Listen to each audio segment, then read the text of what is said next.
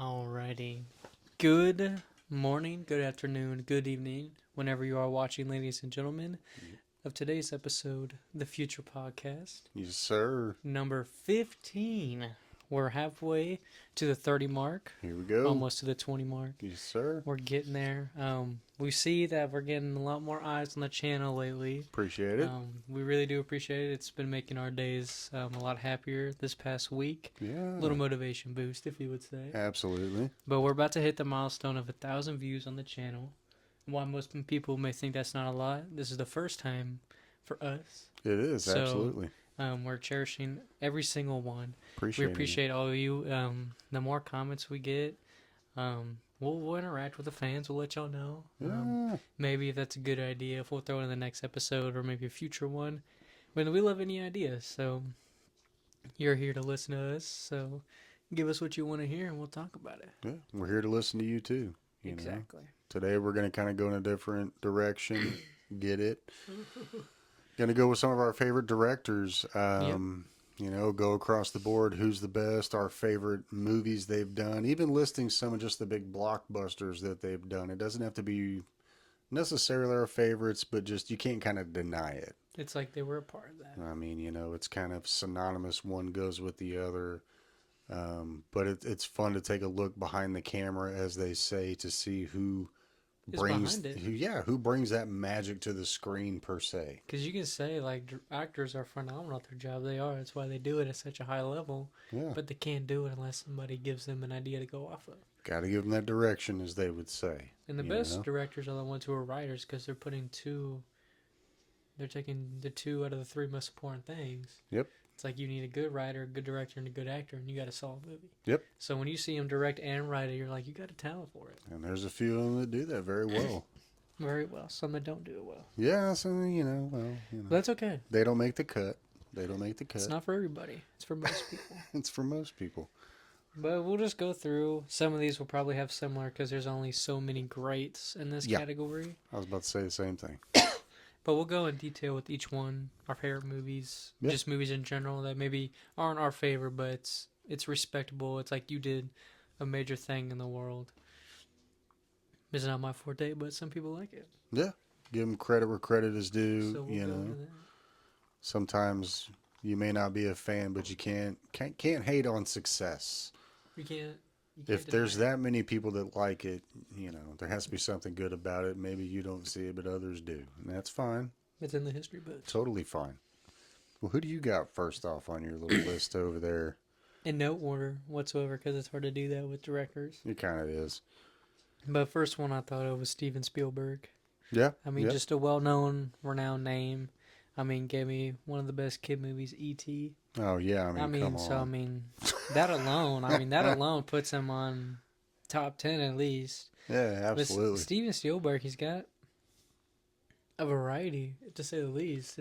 He's all over the spectrum. Absolutely. You can tell he's captivating on everything. So many different genres he's touched. Yeah.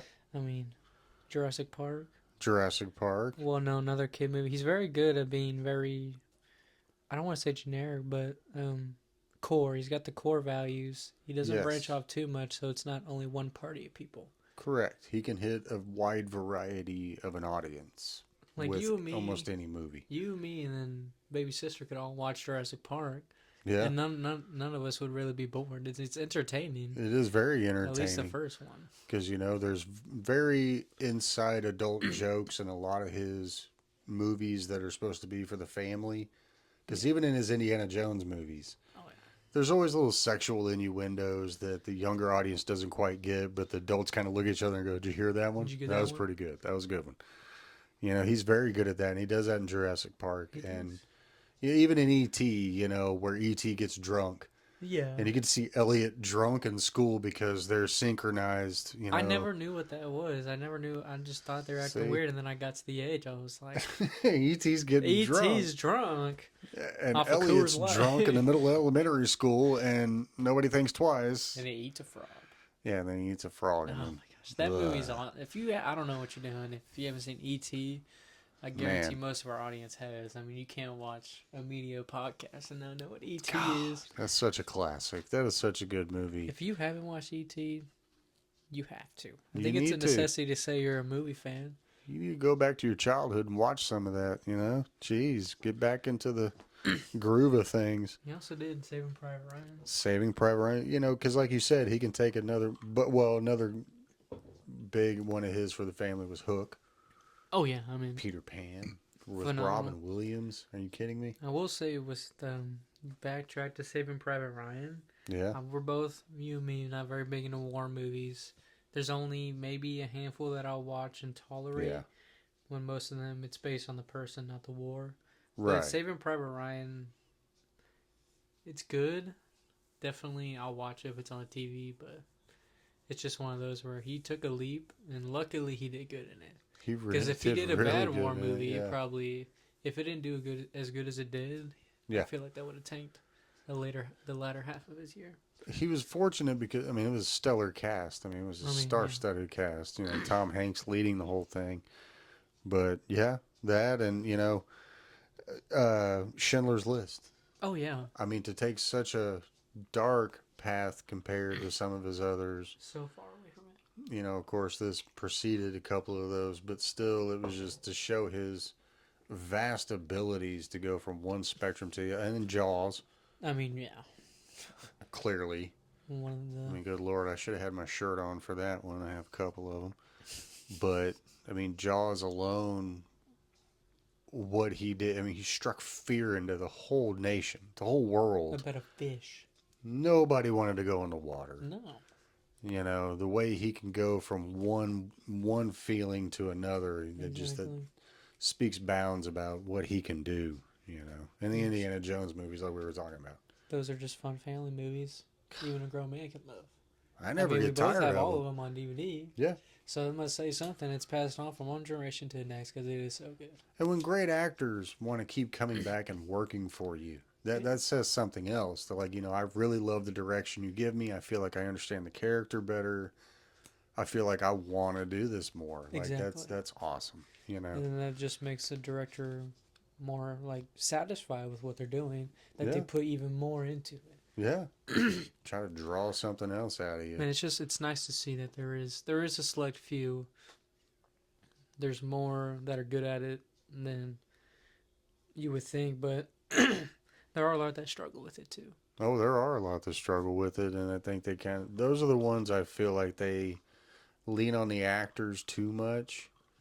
They lean on the actors to carry the story to where they don't have to direct it, and it's like, no. You know, you need to put your hand in there, and you need to do what you're getting paid for. You're not getting paid to just sit behind the camera and capture the lighting and everything just right. You need to make sure the mood's right. You need to make sure that everything's going in the right tone, the right direction. You are the director. because you have all these beautiful individuals, but you have to find a way to sneak them all together. Yes. So you take all of them and you find characters that they can work, and you set the tone. You set the direction, like you keep saying. You make the environment for the creatures, basically. Yes. So. Yeah. So that it is natural for them to create that. Yeah. Spielberg, man, I mean, he's one of the best to ever do it. He can't go wrong. What can I say? Who you got next? I'm going to have to start off hard. I'm going to have to start off heavy. Scorsese. Yeah, he was my next one, too. It's phenomenal. You know, he's had such an impact on my life growing up young, watching, you know, Goodfellas, Casino. Those are the two that hit hard for me right off the bat. It's like, it's part of our family, though. Yeah. So he finds a good way to connect to the watchers, because if you can't connect to the watchers, what's the point? You get your job is irrelevant. Nobody wants to watch that. Absolutely. So to find a way to make it entertaining, find great people who can be entertaining, and then put it in a real life situation. Like, this doesn't feel like a movie. No. It feels like something that happened like 40 years ago. Well, and it did. And that's the other thing about him is he loves to take real stories and make them for Hollywood. Yeah. That's a great director. You can take something that has happened that would just be a news story at the end of the day, but you can go, no, hold on. Like you said, if I can get the right person to play that character and I can twist it just this way, this can become a blockbuster movie. Yeah. You know, and he's done it over and over again. You know, Cape Fear. Yeah. The Wolf of Wall Street. Wolf of Wall Street. One of my favorites by him. I mean, that one is awesome because, like you said, he just took a news story. Yeah. Because nobody cared when it happened. It's like, okay, another rich guy scammed a bunch of idiots for money. Bunch of other I'm not rich surprised. guys. And then you watch the movie and you're like, what are they doing on Wall Street? And now it changed so much because he took such a small factor of how the entire world runs. Yeah. And it was like, let's make this the most entertaining thing that you want to watch. Yeah. So it's cool to see. He's great at that, man. He always finds a way with other movies like Taxi Driver. Raging Bull. Another Raging Bull. Just a boxing movie, but he got the right lead in the story he wrote. Yeah. But I love how he kind of went in a different direction and kind of almost went horror when he did Shutter Island. Yeah, that one is... You know, it was more of a mindfuck movie, but it was still scary. It was still dark. And it was like, oh, wow, Marty, you can kind of go kind of creepy on us here. Like, okay, you little midget. Big eyebrow, man. You tiny little dude. Gangs of New York. I mean... Jesus Christ. Phenomenal movie. Anytime him and Leo get together, The Departed. I'm about to say The Departed. I mean, anytime him and Leo get together, it's just considered... It's gold. 10 out of 10. Yeah. It's like, absolutely. And I think that there again, that lends to his directing abilities that someone like Leonardo DiCaprio was like, I want to do as many movies as I can with you. Because you're great. You understand what it is to draw a character out of a great actor to really hone in and get that out of somebody. And he does that with the greats, De Niro, Pesci, Pacino. And they all get to go the route. Like, it's almost different every movie. Yeah. Because it's such a different story every single time. Every time. And that's what an actor wants, is to show so many different skills. Yeah. It's like, I want you to know I'm good. Oh, absolutely. You got to have a good director to point you in the scenario. Just draw it. I think the only actor he might be able to say I only got the same emotions out of was Pesci. But that's because let's say Goodfellas and Casino, those two characters are almost identical. They are, but I mean, I just need you to be a scary tiny Italian whack job that can just kill anybody that looks at him the wrong way. Can you do that? Yeah, I think I could do that. You know, and then he did. Cool. He did pretty good. He did it very good because I'm scared to death of Joe Pesci. Even at his age, I would not say two bad words to him. Well, no. The Irishman. Oh yeah, I mean yeah. Even in his new days, his most recent days, he's still doing good. I mean, it's Martin Scorsese. I mean, he's going to go down as probably the all-time best in my opinion. I would say he's definitely on the Mount Rushmore. My Mount Rushmore, yeah, absolutely. But he's one of the best to do it.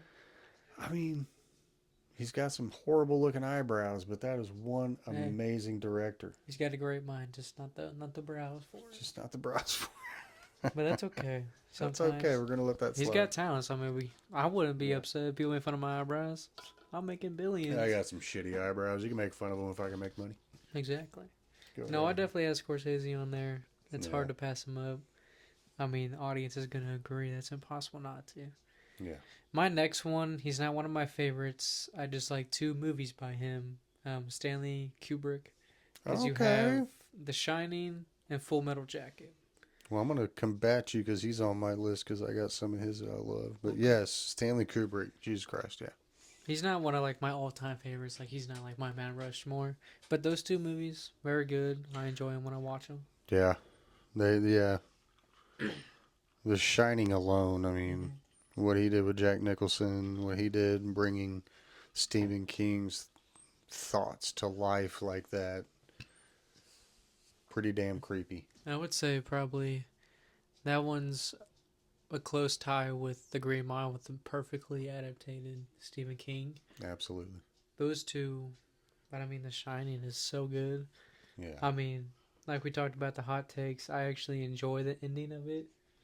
I mean, obviously it's not the ending we want. No. But after the fact, when you just see the way it just pans out.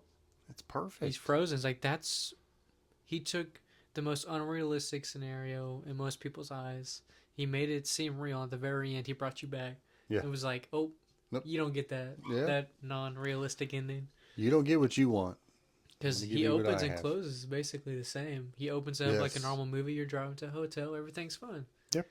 And at the very end, just kidding. Just kidding. Go back to Jack reality. Nicholson freezing to death. But I mean, he has definitely a certain directing style. It's very strange. It's very eclectic. It's almost like a raw feeling in the movie. It's going to hit you in the face. You're Let's going to be say like, that. holy shit. If you're not ready for a Stanley Kubrick film, Especially Full Metal Jacket. I was about, yeah, because, man, you think that that's just a stereotypical way of viewing military, but no. A deeper level than that. No, ma'am. No, sir. No, them, they, whatever you are. Because the sad fact of the matter is, when Stanley Kubrick started filming Full Metal Jacket, he had a lead actor trying to play the drill sergeant role. Yeah.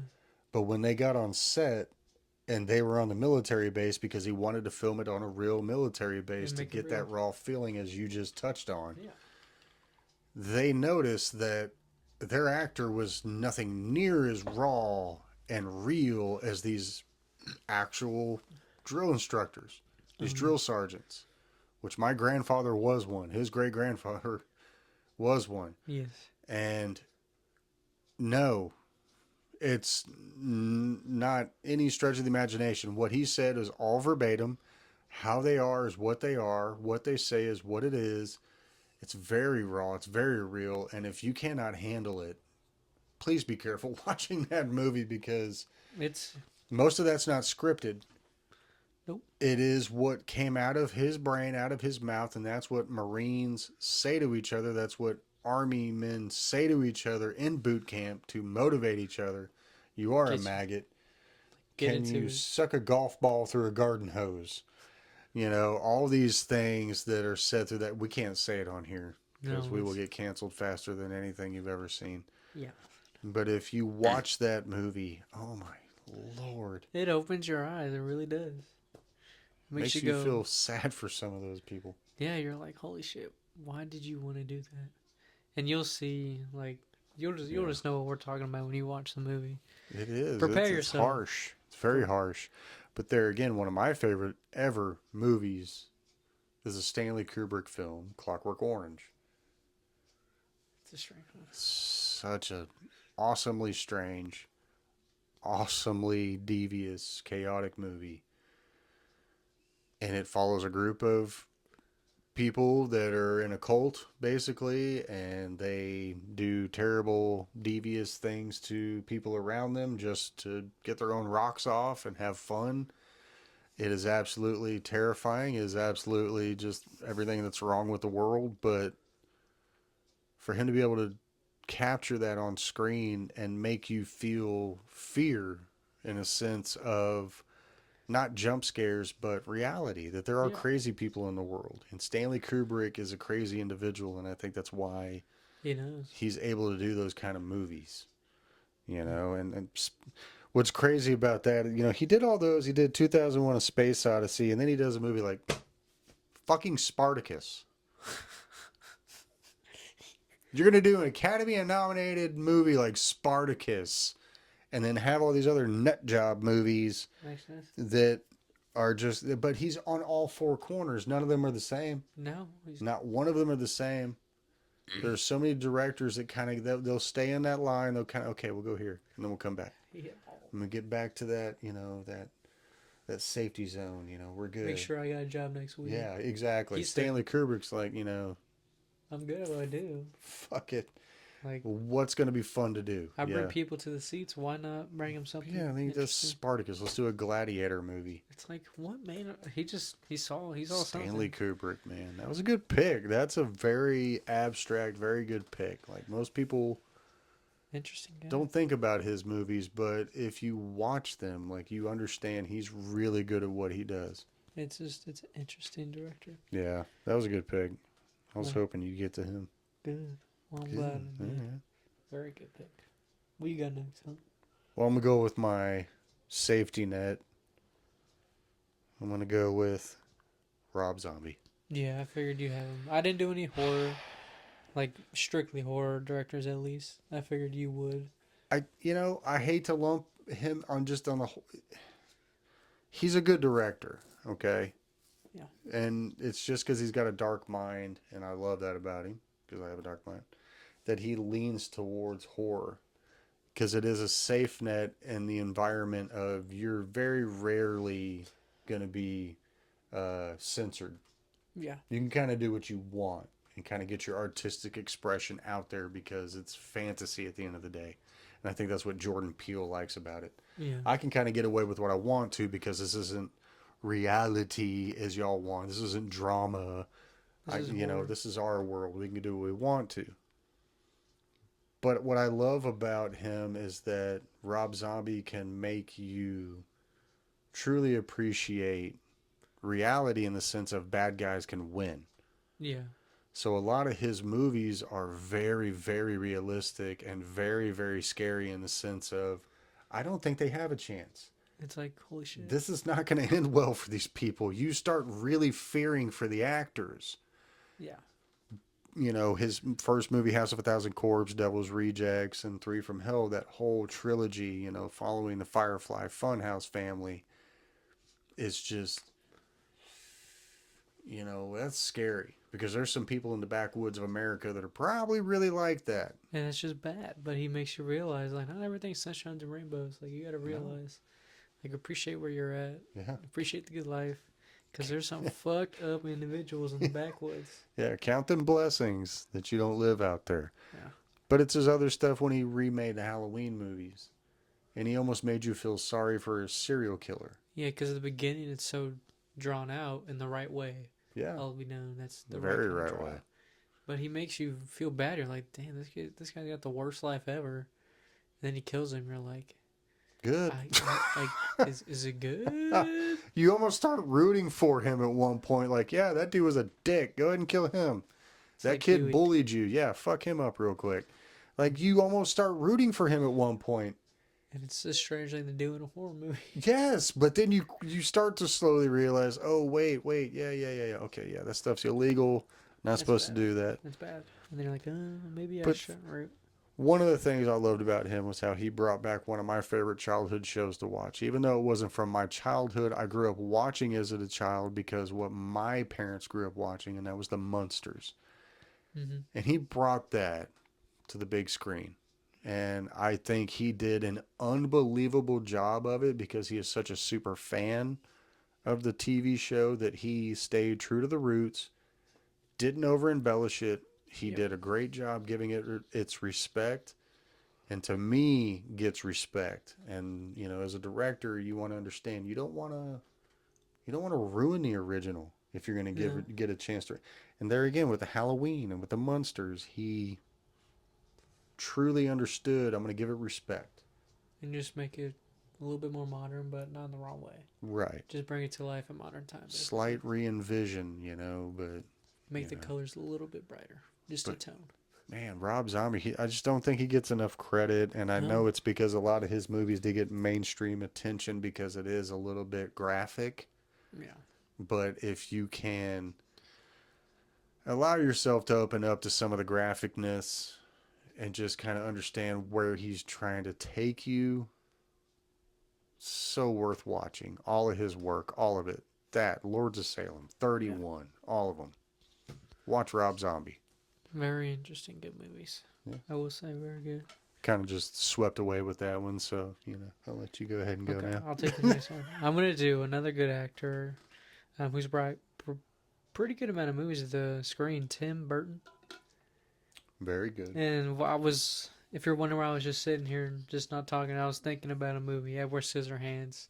And when I rewatched that one, you look at it, the way that he does the movie, the color scheme, the theme, the style, it almost feels like you're watching a movie about fake people, like in Beetlejuice, the town that he built. There you go. So I feel like it's all he makes it seem so strange, but in the proper way where it's like none of this is real. It's all make believe, like someone is doing this for a hobby, and they're making the most bizarre story, like a guy born and he had to have knives replaced on his fingers as a kid. It makes you go, that is so bizarre, so strange, but it's okay because it's not real. Yeah. But he does it so well. Again, phenomenal actors. You got Johnny Depp playing. Yeah, come on. Out of all people, it's like, okay, dude, you can act pretty good with no words. Yeah. But he doesn't talk much in that one. I really like Edward Scissorhands. It's a very strange movie, but like I said, it's the style of the movie. It's like it's so fake that you go along with it. You're like, this is just an interesting story. Just the way Tim Burton shoots a lot of his movies are weird like that. It's very cartoonish almost. Like you're playing with action figures in a way. Yeah. It's like it's a model home. I mean, you look at Beetlejuice, it's based around that Mm-hmm. most of the time. But then you watch Batman, the Batmans he did. Oh, It's yeah. like that's a Batman movie because that's stripped from a cartoon. It's like that's what you would think it'd be. Oh, those were Amazing. awesome. Like, he did great with those. I love how, Oh yeah. while they were both dark, the first one had a little bit more color to it. But I Yes. love how the second one, Batman Returns, was almost like black and white almost. Almost, yeah, because Just a touch of color. it's like you barely got any color, but he did it in the right spots. Yeah. He's weird with those, but Sleepy Hollow, Yeah, very good movie. you know, He likes Johnny Depp. he loves Johnny Dark Shadows. Yeah, I mean you got not my favorite movie, Charlie and the Chocolate Factory. Yeah, I know. That one I don't like Willy Wonka in that one. Poor Johnny Depp. Yeah. But I mean the way he shot that movie, it brought it down because the original is like the way that one's filmed, the colors in it. It's like it's a very nice movie, family movie, everything like that. But then you watch this one, you're like you made it brighter but darker at the same time. Yeah, The way the story the way was. his color scheme was too. But I mean, he's besides Willy Wonka, it was a good movie. Well, and Sweeney Todd, Like we talked about before in the musical episode. the way he brought a musical to the screen was awesome because the way he broke up the singing and the monologue was perfect. But we're going to touch back on my childhood a little bit again because some people may forget he did Pee-wee's Big Adventure. Okay. That was one of the best movies ever made. Is that what you think? That's what I know, Oh, Mother Trucker. If you never watched Pee-wee's Big Adventure, I'm sorry. That's one of the greatest movies ever. it's a pretty good movie. My sister will agree with me on that one. Janice loves that one. Yeah. But Tim Burton, dude, yeah, he's got such a strange mind. He's got such a strange way of seeing things. It's very unique. You know it's a Tim Burton film. You do. Alice in Wonderland, all of those. Yeah. Those are really crazy movies. It's when when it's a Tim Burton film. Nightmare It's- Before Christmas. It's a real life We cartoon. won't talk about that one too much because But he did touch on animated films, with Frank and Weenie, That one's an interesting one. Corpse Bride, He likes that style. that claymation type. He's a very, very strange, abstract person, but it's all entertaining. I enjoy watching Every it. movie's its own. It's there again. He's one of those. Easier to name a bad one that he's done than it is to name all the good one he's done. It's gonna take less time. Yeah, he's just good. Yeah, Tim Burton's a good one, dude. That was a good pick, man. I'm educated. You educated. I helped you in that. Just saying. No, it's not fair. All right, What you got? here we go. Quentin Tarantino. Dang, you beat me to it. I got to beat you to him, just because I got to One say of our his name. favorite directors. He's definitely in my Mount Rushmore. Absolutely, I mean, man. Gosh. There again, kind of Yeah. like Tim Burton, but in his own world. He is so different from everybody else, and he is so particular that when you're watching a Tarantino film. Exactly. There's no mistaking it. It's just the No. way he shoots it. It's so unique, the way he shoots a film. Those camera angles, you're almost on the same level as him, so you don't feel like you're watching. You feel like you're in the playing field. Yes. You So feel like that you're scene in there. Django when you see Leonardo like slam on the table. Oh, The man. way he shoots that angle, I mean, you feel like you're in that scene. You're like, whoa. Yeah. What did I just watch? The way he does the cuts, the way he zooms in, all that. Yeah, you're in the moment. And then on top of that, like in Django, like you have certain scenes where like he shoots somebody and he flies like 20 feet. Yeah. It's like he brings in those few little like unrealistic moments to be like, okay, Oh, yeah. let me bring you back out real quick and then reel you in. So you'll find that with the best directors is they find a way to bring you in and out. Oh, yeah. They kind of make you realize like, damn, this shit's good. Well, Tarantino's a big old kid. If you've ever seen him get interviewed and he starts getting excited about talking about stuff, he's like a big old kid. And in the sense of that, I love that about his movies because, like you said, He loves spaghetti westerns. He Mm-hmm. loves old samurai Japanese westerns. So you see that over exaggerated, action scenes, and it's just him as a kid. I Over can't the help it. top. I Yeah. gotta do it because that's what I would want to see. And God love us fans because we're all a bunch of big kids apparently because we all watch them and love Yeah. them. Because they're awesome. But he does that in every movie, and for me, it never gets old. It's like an No. AC/DC album. They all sound the same. I don't give a shit. Sounds good to me. I'm going to listen to all of it. Exactly. But like you said, with Django, like the Kill Bill, both those volumes with What was those those? kill scenes, I mean, just shit flying, Oh yeah, it's. just blood and guts, gore, I blood mean, From everywhere. Dusk Till Dawn is. Oh man, I love. Well, that's kind of a him and a Robert Rodriguez That's a mix. mixture.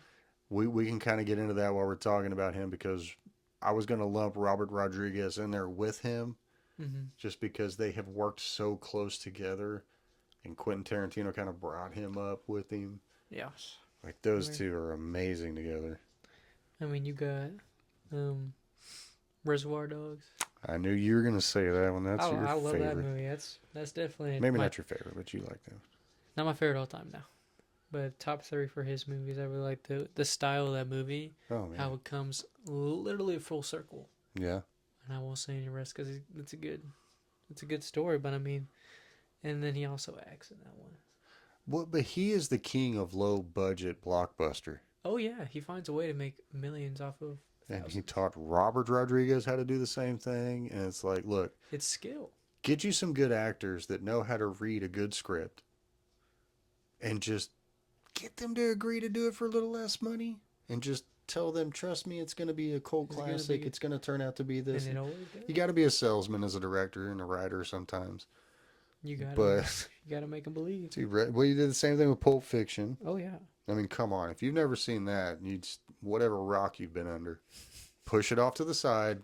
Go watch you some Pulp Fiction because that'll open your eyes to Quentin Tarantino. Very good movie. Very That's good. probably, besides Reservoir Dogs, you need to watch those two first. Watch Reservoir Dogs, then watch Pulp Fiction. And then from there, I mean, you could just go anywhere. Then you'll be ready for some Quentin Tarantino. If you can handle those two movies, you're going to be all right. Yeah. And then obviously you have his newer work, Once Upon a Time in Hollywood, which I really do enjoy. Not my Such a top good three, one. but it is really good. He did a really good job with that, though. That was a really good one. I really enjoyed Very it. good. I don't give a shit that it was 3 hours long. I'll It's watch all fun. three It's a hours fun of it. movie. Yeah. It's you just get to see Brad Pitt and Leonardo basically play people who live the life they live, Yeah. and so they're acting. Well, they're having fun with that one. Well, Brad Pitt even made the joke when he got nominated and won an award for it. And he goes, yeah, Just it's nice to be able to play a guy that gets stoned and goes home and doesn't bang his wife and just chills out. And he goes, yeah, yeah, that was a stretch. yeah. Like, whew, that was hard difficult. work. Only 20 Jeez. million for doing that. That one, Inglorious Bastards, there again. That's one of my Brad top Pitt three. again. It's one of my top three Inglourious Basterds. You know, I mean, that one, he, that's what gave us our first introduction to Christoph Waltz. Mm-hmm. You know, and I thank Quentin Tarantino for that because I loved him in Django. Well, I he's think great. Christoph Waltz is amazing, and there again, the Oh, way yeah. he can tap into someone's acting ability and amplify what they're so great at. But he's good at picking for his But roles. when you think about it, all the different scenes, they all stand out. They do. Like there's so many scenes, and like again, Once Upon a Time in Hollywood, like so many different scenes, but they work together. That's the thing. Yeah. He gives the actors their moment to really shine and like pop out. Yeah. And it's like I'll give you your moment. You let me put it in the script. You let me, and they trust him. But I also love how in most of his movies, how he always writes it and shoots it just like a screenplay. Mm-hmm. So when you're watching the movie and it's an interlude between scenes, you'll see that next chapter, blah, blah, blah, blah, blah, blah. Yeah. And then it'll go into the next scene. I fucking love that. I think that is a true nod to the fans to show that we're not ignorant, No. that we're intelligent enough to know it's a movie, but we are still living in the world that you're giving us. And it's just kind of like a Deadpool, that, little nod to the fourth It's wall. like, hey, guess what? Like, guess what? The next scene's about to come up, and this is what it's going to be about.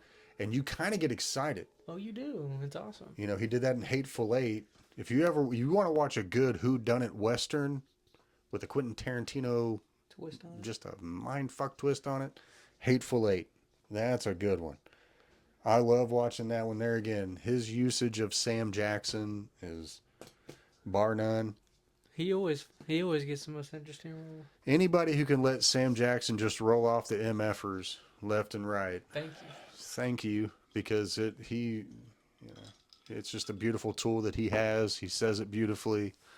That's his work. You know, it's just he's made it an art piece. Yes. Jackie Brown, another one with freaking Sam Jackson. You know, it's just. Oh my gosh.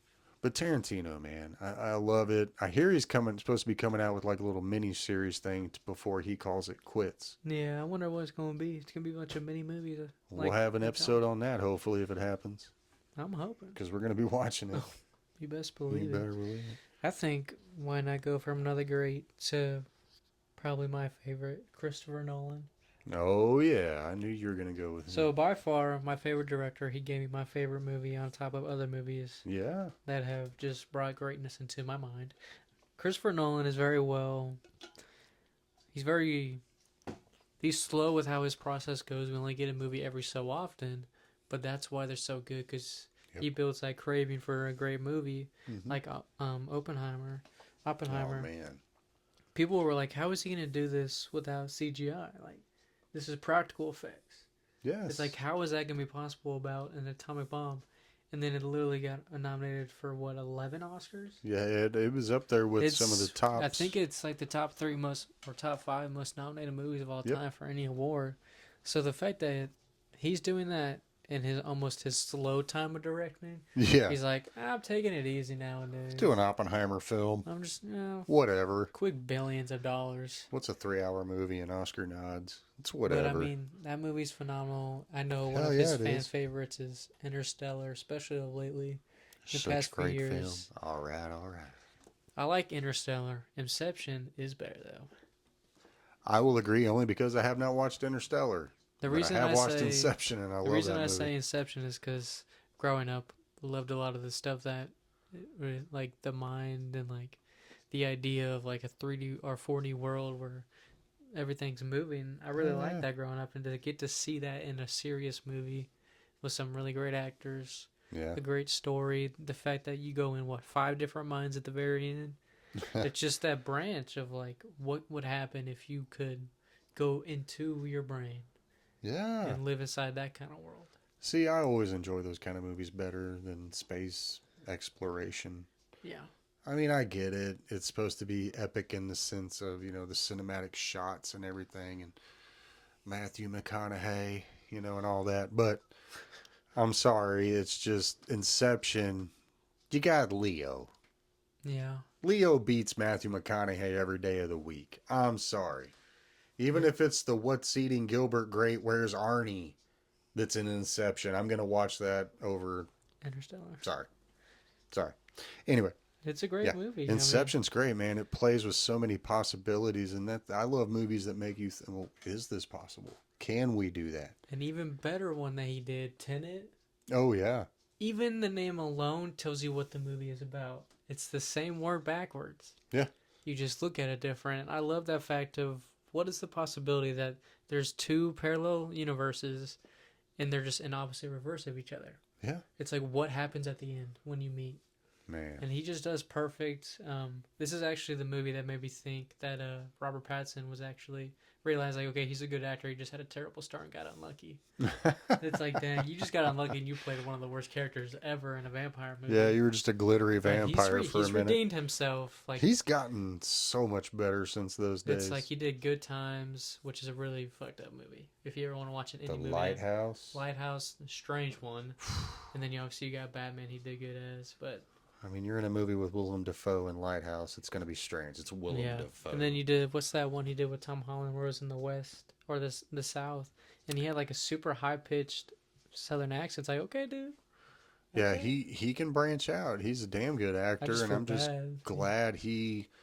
Unfortunately, he's the only one out of that entire cast that made it out alive. Yeah, really. Bunch of glittery vampires. we'll get back to the movie. But yeah, man. Tenet is a really cool one. It's just an awesome action movie of the impossible theory of the parallel universe to you is in reverse. Yeah. Like what happened? How does that look? And it's really interesting. But I mean, you obviously know what my favorite is gonna be. It's gonna be The Dark Knight. That whole trilogy. Even though he did the whole trilogy, we'll just say The Dark Knight. The Dark Knight is very, very beloved. It trumps the other two. Very beloved in my heart. Is my favorite movie. It's why half of my arm is tattooed from that movie. The best portray of the Joker. Close second will be Mark Hamill. There's still plenty of people who want to do it.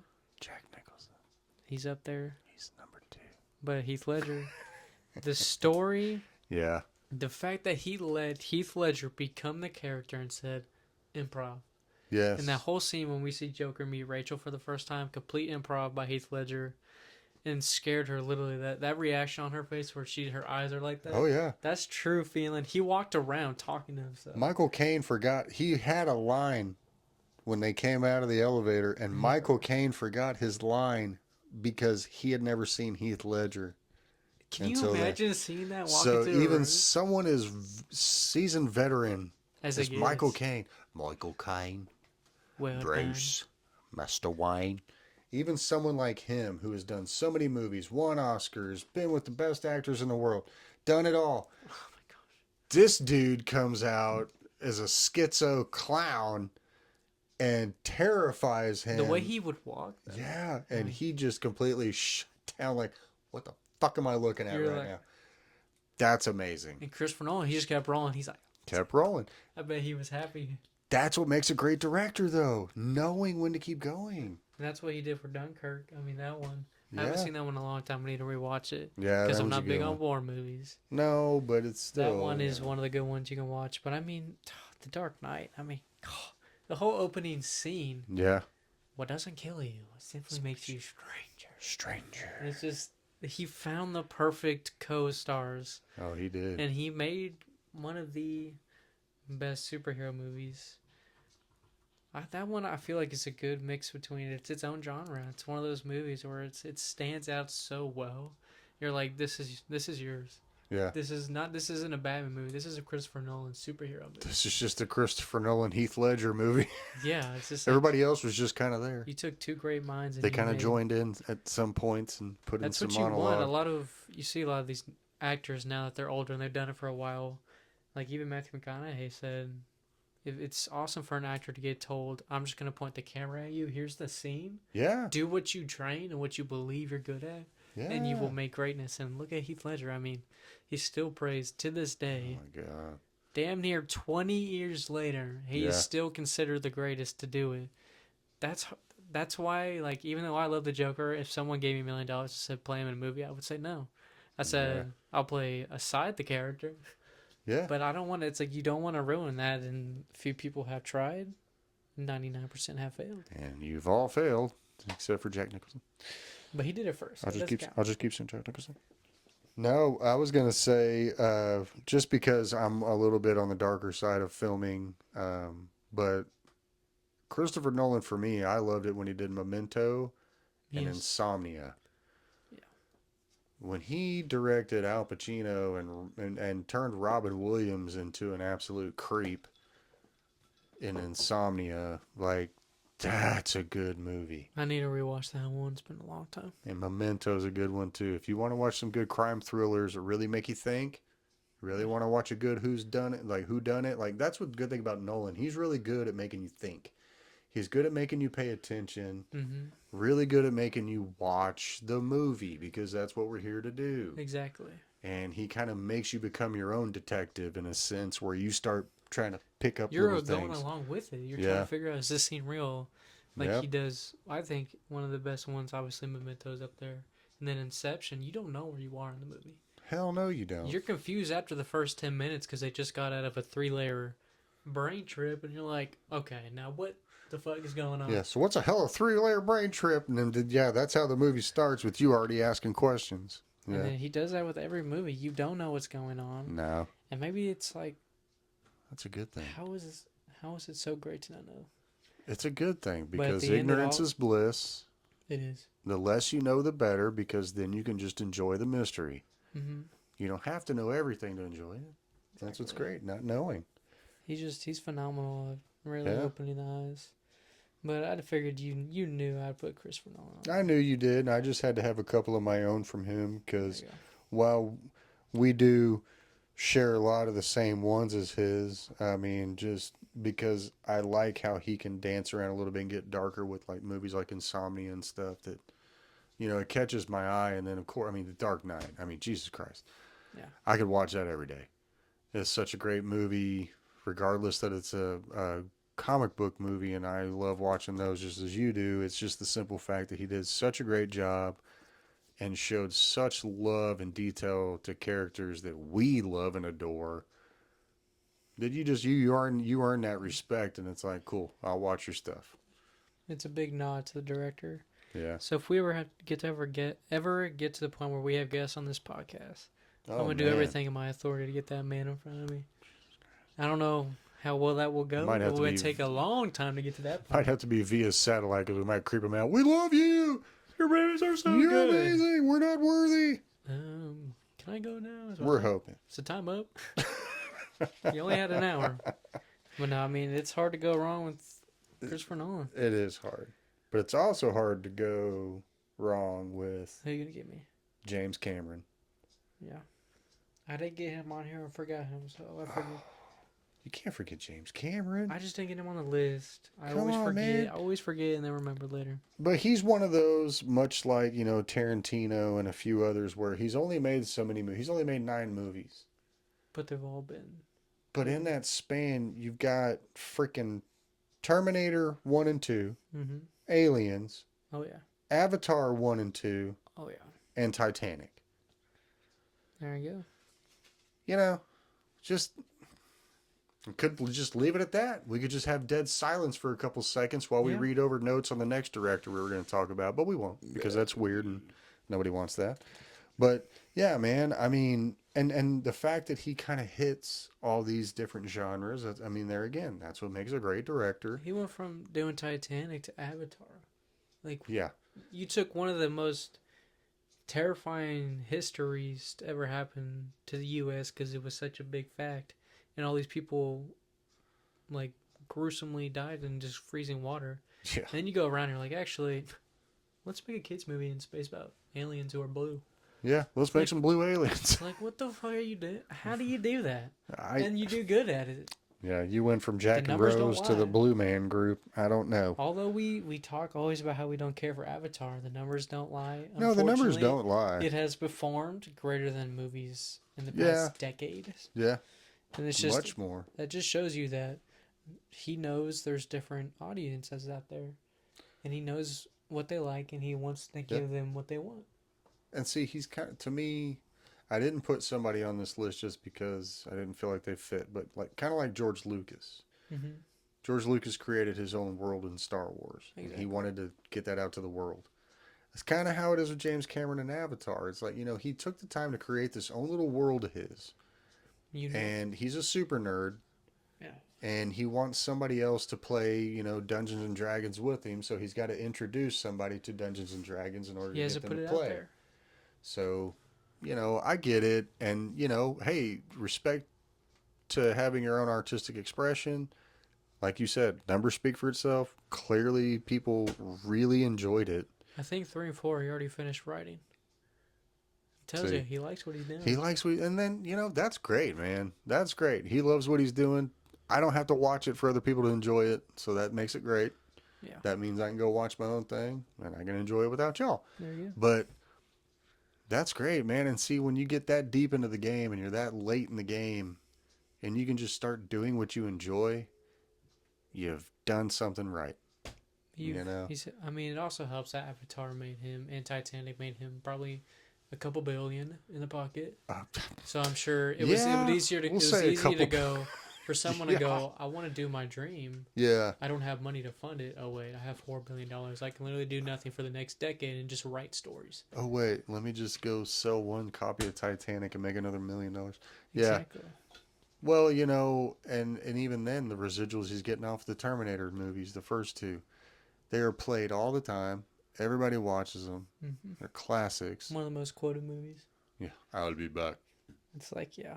Hasta la vista, And baby. then, I mean, he's good. He's good. Who else you got over there? One of my favorites, Jordan Peele. I knew you were going to bring him up. He's up there considering me my best friend. I've seen every single one of these movies together. He's doing really good for a start. He is. I mean, that's 3 for 3 there, buddy. And that's why I'm patient with him. I get really excited when he announces, because I think he's got one coming up in about a year or two. Yeah. But I think he's going to deliver, because we got Nope in 2022, so by the time we get another one, it'll probably be about a 5-year break. But to me, that's about right. Because you can marinate that movie. Like, the amount of things you rewatch Nope and you notice so many things. Yeah. It's like, he's got a good mind. It's because he loves horror movies, but he's watched so many different ones. He's finding that common denominator. He's figuring out how to bring good, like, thrillers and horror movies together. When you watch Get Out, like that whole time, it's plotted as a thriller, but that type of thing is such a horrifying thing that could be happening, and we don't know. And you I won't say what's don't happening know because it is. But if you've never seen Get Out, I mean, the amount of things even he didn't realize he put in there. Like, one of the things people were saying is when she has, like I've mentioned before, she has a glass of milk and the bowl of cereal, he intentionally did it to remind people that she's so psychotic. She's going through, because Fruit Loops are crunchy. They're crunchy as shit. Yeah, that shit does not feel good when they're dry. You're crunching down. It's probably tearing her gums up, and then she drinks the milk. So she's just crazy. But people thought it was because she was the whole situation with the races. Yeah. They think that's what that was for. And he's like, no, but I guess it can apply. Yeah, I mean, like, if you want to. If the fans like it, they can apply it to the story. He's like, I want you to enjoy it. And that's what we want. He's just like us. He is an audience member because he was an actor, but he loves movies. And he's like, well, I made enough money. Why not do what two of my favorite things? Yeah. And he delivers, and it's like his fans, he has a very good fan base. You have more fans than haters, and that's hard to do these days. It really is. But he's done a good job, so it makes it easier for us to love him than hate him. It's just phenomenal work. Well, and he's found good cast members, few that he's carried through each film. Small cast, too. It's never a huge cast. No, and that's what I love about Rob Zombie is he does the same thing. It's like, keep it simple. Keep it with people you can direct, that love your direction, that can adhere to it. Less issues. Less issues, yeah. No prima donnas and egos running around. Yeah. But man, he's done great in the short time that he's done something. He's already made an impact, and I'm excited to see what he does next. I want him to have a take on a classic horror movie, like the originals, Frankenstein and stuff like that. And I want someone to hand him the rights and go make it a Jordan Peele movie. Yeah. Because obviously, if you're gonna say your movie's just called Frankenstein, obviously you want that to be true to the original. You want to make it how it's intended to be. It's not meant to be a slasher horror film. No, it's much more of a tormented movie than that. When you have somebody who's making these stories that are so unique and so bizarre, and you give it to them already, and you're like, make it more. Yeah. That would be awesome to see. I don't know. I just randomly thought, imagine if he did Jaws. I don't know if it's his tempo, though. I wouldn't. I got to imagine that over the decades, it has come up in the studio and it has brought up to people, but I think that's one of those. It's like everybody's so scared to touch it. Because the smallest little thing that the fans are like, nope, that wouldn't happen. You're like, fuck. Yeah, and the movie's ruined. And it's hard because you don't want to make it. It's got such diehard fans to it. It's such a unique movie that's altered horror films. It's like you don't want to be the one who was like, yeah, he tried and he sucked. Yeah, I knew. But no, Jordan Peele, I mean, give him. That's a good pick. I knew you'd pick him. Yeah. Very good. I'm excited to see what he does in my life. He's got good movies, man. My lifetime, hopefully. For someone who went from doing a comedy sketch show to that, he's funny. He's funny as shit, too. He is. He's got a great comedy mind. That's why it blew my mind when he started doing those. It was like... When I found out Get Out was directed by him, I had to double check, and I was like... Well, you know what's smart about that is if he only wants to do a few of those, he can always just fall back and start doing stupid comedy shit and still make a ton of money. So he's made his money. He's fine. Yeah, he's one of those ones. It's like you made it a long time ago. You're just making more. Yeah. But I think he's trying to find the right one. And that's smart. You know, be and patient. If he stopped, if he only did one more and it was another phenomenal movie, and he said, "I'm done," it's like, you know what? I wouldn't be mad. I wouldn't be. I got 4 10 out of 10 movies. It's better than just watering yourself down and just diluting your legacy. Like that's because the type of movies he does, it makes you think so much. Like why we like Christopher Nolan and those certain directors, it makes you think so much. It makes it a unique, special thing. Because like some people may not agree because their minds don't work the same way ours do. But it's just better. Those types of movies. When I watch a Jordan Peele movie, I know I'm going in there and I got to think. Yeah. But it makes it more fun because I'm involved. I'm part of it in a way. Yeah. It's like the first time you watch Get Out, you're trying to figure out what's going on. And then just like you're trying to figure out like, what's going on. What? It's like, oof, you ain't going to figure it out, though. But I could talk about those movies forever. I'll try not to bore the audience too much. Maybe we'll do a special one day. Well, then I'll switch it up a little bit here, and we'll go in a different direction. One of my favorite comedy directors, Judd Apatow. Okay, now if you don't recognize the name Judd Apatow, let me just spit some greatness on us. List a few of these off here, and it might start ringing a bell. Superbad, Step Brothers, Anchorman, 40-Year-Old Virgin, Pineapple Express, Bridesmaids, Get 'Em to the Greek, Cable Guy, Wanderlust, many, many more. Just phenomenal movies. He's just got such a great way of directing comedians, and like you said, kind of like what Christopher Nolan does. Ad-lib this. I want to see what you can do with just a little idea of what I want to see.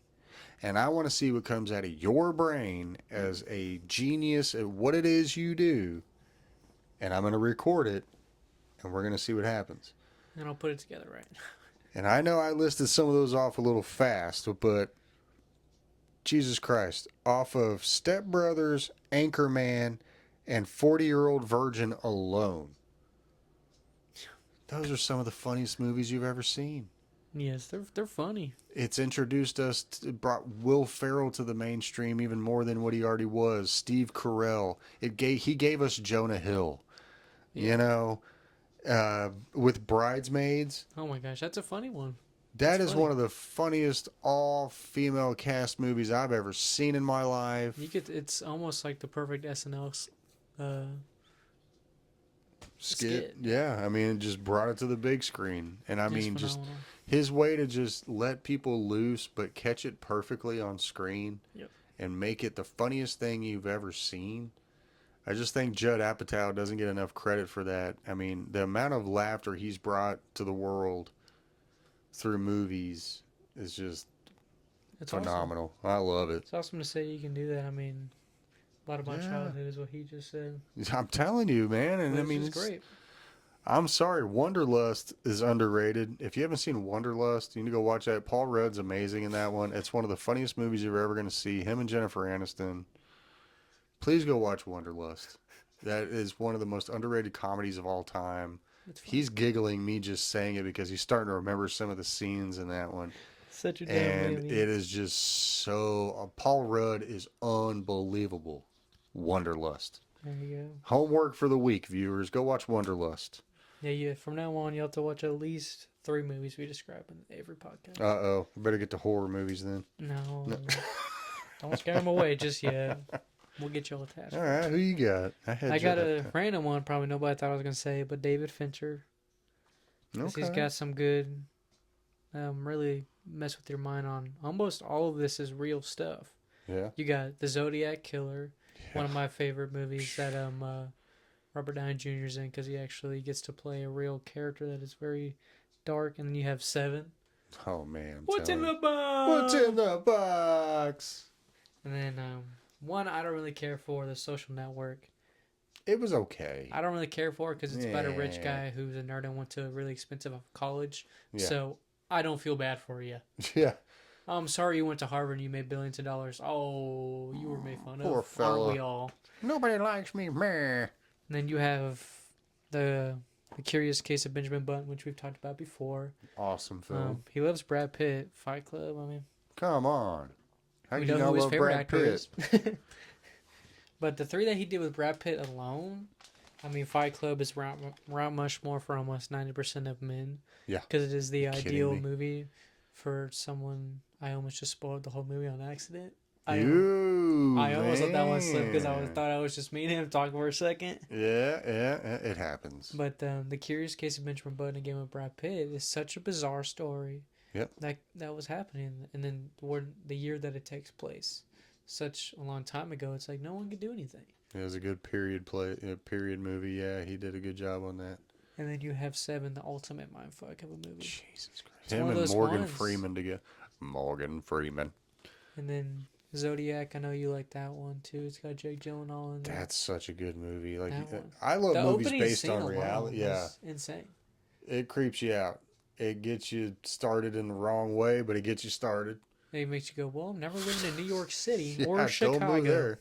But I love movies based on stuff that actually happened, and to make it more interesting, like we touched on earlier. And yeah, he does a great job on that one. It feels like they're going like, just take my advice, don't do this. Yeah, just don't do it.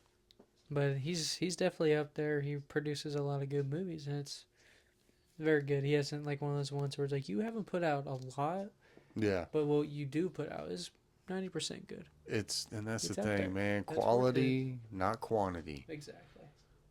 You know, you'll learn to be patient if the things you get are worth waiting for. Yep. You know, and you start criticizing when you get it too often. Well, maybe we all got a little bit spoiled. Maybe we need to get back to the way things need to be and wait a good 3, 4, 5 years to get a really, really good movie out of some of these people, and we'll start appreciating it more. Mm-hmm. You know, because it's getting too diluted. Too much crap's getting through the filters, and everybody's just getting green lit on a bunch of random crap, man. It's like I understand kids' films. yeah. Like, I get it. You got to feed. I got a 4-year-old. I get it. You got to feed them new crap every 6 months so they get interested in something else and don't get bored. But as an adult, you're like, do we really need that many just stupid ass movies coming out one after the other that make horror movies have gotten guilty of that. Yeah, horror movies have. Comedy movies probably the worst. Yeah, but I get it. You know, you're trying to reach, I guess, a general audience, but whatever. Just make stuff better, please. It's difficult. Make movies great again. Mga. Make movies great again. Who else you got over there? I got I don't know. I've only got like one left, I think. two more, and mine are superhero directors. Uh-huh. One I got is the Russo brothers. Because they made Cap 2 and 3, Avengers 3 and 4. Captain America 2 is my favorite one of all three. I just love the action that one, the style that the movie shot in. The hand-to-hand combat is just awesome. And at that age, I was really invested in it. And I watched all the behind-the-scenes of the combat. It's just cool to see how much they got into those characters. Yeah. It made me just enjoy the movie more, and other actors wanted to be those characters. But I love that scene where he knocks the face off. He's like, Bucky, and he's like, who's Bucky? They just starts beating the shit out of him. Yep, start going at it again. It's like, that's what's going to happen. It's not the cheesy, I'm Bucky. It's like, no, he's brainwashed. He's going to go crazy. And then Captain America 3 introduced us to Black Panther halfway into Ant-Man because it's already been announced and developed. Yep. And then we got, obviously, Spider-Man, my favorite superhero, so... I mean, that's awesome. And then you got Avengers 3 and 4. And then they're coming back for 5 and 6. 5 and 6. So they're just going to add to their collection of great superhero movies. Jeez, man. But they're good. They've done so little, but the little they've done is fucking pretty good. I was pretty sure you were going to bring them up. If not, I figured I'd bring it up just kind of in convo, you know. But yeah, dude.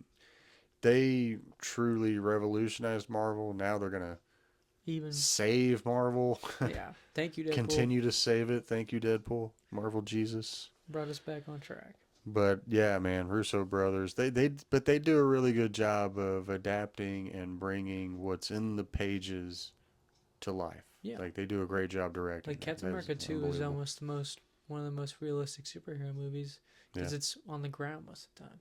Yeah. It's like that's what Captain America is. That tactical fighting between him and Winter Soldier, That's just phenomenal. If you want to see a great fight scene, obviously Shang-Chi is pretty good. yeah, but But that one, if you want to see soldiers just fucking go to town, like Cap do and what you're Bucky trained to going at do, it. Yeah, exactly. just to see him just drop that knife and pick it up. Oh man, baby knife. Well, no, I got another good one on here. I've also thought of another one to do after this one. We got Sam Raimi. I was gonna say Sam Raimi. We got the Spider-Man trilogy, Doctor Strange 2, Yeah. and then obviously all his work in horror, The Evil Dead, Evil Dead 2. So he gave us two pretty good genres. Yeah. And he's one of those ones where he stuck to it, but what he did was 98% of the time pretty good. Yeah. Spider-Man 3, they told him, you do this. He was like, well, 20 million is 20 million, I guess.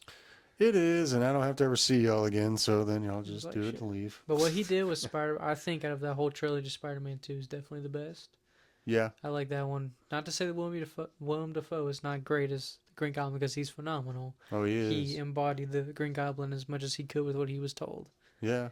But Tobey Maguire was great in those movies. The style that he did for those movies, I mean, it felt like a comic book. Well, and the way he kind of shot it, it would almost look like scenes out of the comic book. You know, like you could kind of see those quick shots, and even Sam Raimi did great on those. And then to see him do Doctor Strange 2, it's like, okay. I enjoyed that bad. one. That was a good one. That one's a fun watch. And then obviously you have the Evil Dead and Evil Dead 2. How can you not love him and Bruce Campbell together? It's just awesome. It's a certain type of comedy and a certain type of director clashed in the perfect way. You're like, thank you. Some of my favorite films. I love Army of Darkness. Give me some sugar, baby. If you want to watch some good movies, just go watch some Sam Raimi. They're a little bit more fun than most movies like that we talk about. we have a good relaxed side. Yes, we don't always like to watch intenseful movies. Not all the time. Sometimes we like to watch Transformers, Spider-Man. Showgirls, things like that. Yeah, that's what you watched it. Act like you didn't watch it. But I got another good one that popped in my head that we both seem, I guess, to forget. M. Night Shyamalan. I was actually going to say that. Yeah, I can't believe we both talk about him all the time. I know. We both just kind of left him off there. It's like, sorry, dude. Considering he has some of my favorites up there. But M. Night Shyamalan, we've talked about him plenty of times, so I'm sure y'all don't want to hear us again. But he's a writer/director. That does it well. And he does it well. He only does his own shit. Don't write for me. I'll write for myself. What I did realize is the ones that people consider his bad ones are when he did like movies with like HBO. Like when he did Knock at the Cabin, Old, and then that newest one. It's because they were with HBO, so they probably hindered a lot of his stuff. Right. But when you look at when it was just him making movies, you got Signs, The Village. Sixth Sense. It's like he's a phenomenal writer, and when he has that 100% freedom, he makes some pretty good shit. Like he does, and he's gonna mess with your head in the process. He's just phenomenal, and we like to see that because you get to see the freedom of who's putting the art in our hands, and then we get it, and we're like, well, I'm glad we put our trust in that. Yeah, so it's nice to see that we are getting that more and more now, and it's good. Except these people who claim to be indie directors, it's like, well, you just directed a movie like Barbie. That wasn't indie. That was with Warner Brothers. Yeah, that's not independent at all. It's like when I think of independent, I think of small movies. Yeah. But I don't know. You got anything else? No, I think I'm tapped out on directors. I think we hit all the main ones. We hit all the good ones that people know. The mainstream, and maybe a couple that people didn't think of or didn't realize, and hopefully we educated. And hopefully y'all forgot Sean Levitt. Thank you for Deadpool, Sean Levitt. Yes. We'll dive into you one day. His work is slowly growing, so he'll get there. He'll get there. Probably the next time we do this, we'll introduce him. Yeah. But we enjoyed this episode. It's very awesome. I'm sure by the time this is up, we've hit 1,000 views. We're almost there. We're just a couple away. We appreciate the love and support. It means a lot to us. Absolutely. This is something we love and we haven't been able to share before in our life. So we're glad that there's people out there who enjoy it and they want to have a common denominator with us. Yeah. So we're thankful for episode 15 of the Future Podcast. And we'll see you on the next one. Peace.